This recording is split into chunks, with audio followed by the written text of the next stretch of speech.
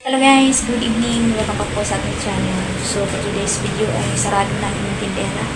Kumusta ang ating bitahan sa araw na ito? Medyo mahina ngayon. Pero okay lang sa oras. Ganun talaga. Kahapon okay. Ngayon ay medyo matulman. So ayan, sarado na ako.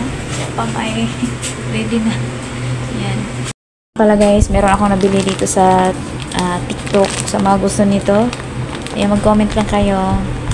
Punta lang kayo sa aking showcase. Ayan, bintahan natin ay 6. Ayan, marshmallow na mahaba, long strip. May mga iba-ibang ano doon, design. Yung napili natin ay Avengers pala to. Ayan, marshmallow, long strip. 6 ang bintahan. Ayan. So, ayan. Kanina, nagpunta kami sa Pure Gold. Nakabili din tayo ng mga ilang piraso. Kahit tiga-anim lang na. Ano ba yan? Cubes. Ayan. Wala namang itlog natin mantika. Ang mantika ay hindi bumababa. Ayan. Ngayon, yun po, yung aking tuyo dyan natin ay meron pa. Tapos, ito yung aking chiller. Ayan. Chiller. Ayan. Laman at ano. Puno na yan papunta doon kasi yung tubig isang case. Tapos yung o natin puno din yan. Tapos yan. Ito okay, nagulat talaga ako dyan sa free na yan. First time ko kasing makareceive ng gano'n. Puno din yan ganyan kahit paano. So ayan. Tapos, so ayan mga mi, ito ang aking nabili din sa TikTok, no? Maganda ngayon kasi sa online pwede ka nang makabili. Ito iba-ibang kulay, ito na lang ang tira kong gamit. May ito pang tuyo. Tapos ito din. Sa online ko po yan nabibili. At saka ito, ayan, nabawasan na. Ito yung madalas lang binibili, yung kulay. Blue, milk. At saka yung isang flavor ay choco. Yan, nabawas na. Sa mga gusto niyan, sa showcase lang ng ating TikTok na mga kasari. Tsaka ito, ilang piraso na lang. Nagustuhan nila. At yun nga, yung ito bago to sa aking tindahan. Ayan. So, nung nakita ng mga bata, ay may bago. Ayan. Pagbago talaga. Gusto nila. So nga, yung pagbago nga, gusto na. Yung mga kasari, yung pagbago nga talaga, yung mga customer natin ay gustong-gusto, kahit naman tayo. Kasi gusto natin, ano kaya yun, curious tayo. Ayun. At kanina may nagtaka sa aking tindahan. Bakit daw wala ng laman ng aking tindahan? Ganito ganyan, basta nag-chika mo na. So, hindi ko na sinasabi yung buong detalye.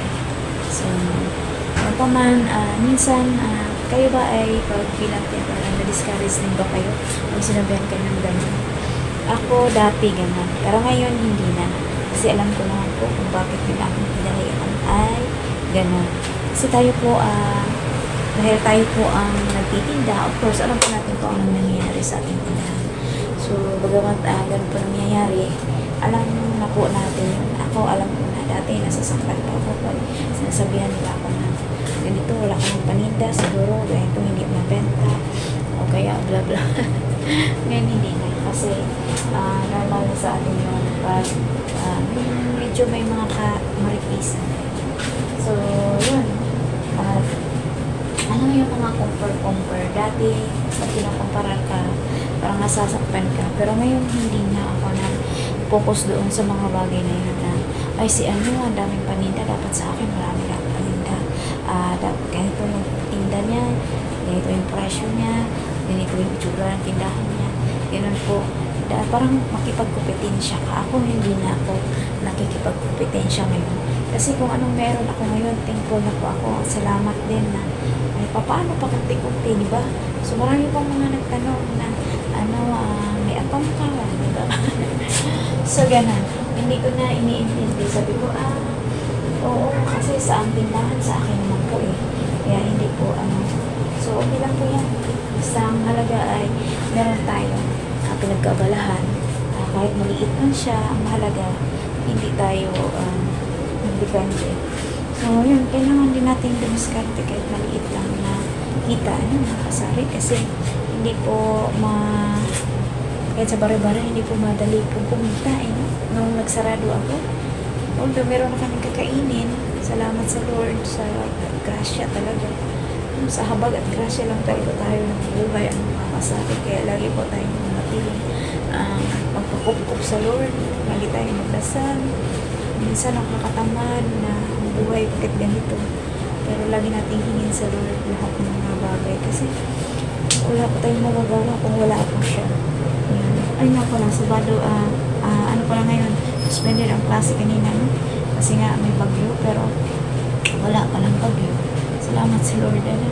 Tapos yun nga, kumbaga minsan nagkaroon tayo ng mga discouragement sa buhay, may mga kabiguan tayo, pero idulong lang natin na Lord, ako po ay ganito pa yung naramdaman ko, kaya may nawawala na, parang niyakap ka ng Lord, kaya mahalaga po yun, kasi dito temporary lang tayo lahat.